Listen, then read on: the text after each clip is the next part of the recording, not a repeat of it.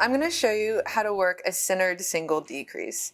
I have a swatch here and you can see I've worked this decrease 3 times. It's a really great decrease. It doesn't slant left or right. It's centered just like its name says. And it's worked over 3 stitches. I'm going to show you how to do it.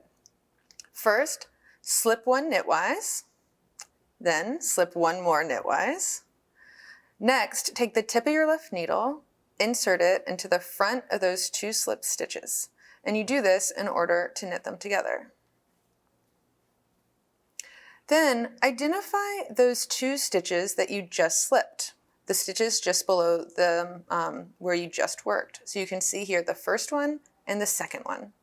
You're going to take the tip of your left needle and insert it into that second slip stitch, the row below, and then you're going to knit these 2 together. That's it. That's a centered single decrease. I'm going to work a few stitches and show you how to do it one more time. So first, slip 1 knitwise, slip 1 knitwise, insert the tip of your left needle into the front of those stitches, work them together.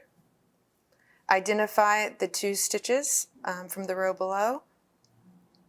Insert your left needle into the second stitch and knit those 2 stitches together. And that's it. That's a centered single decrease.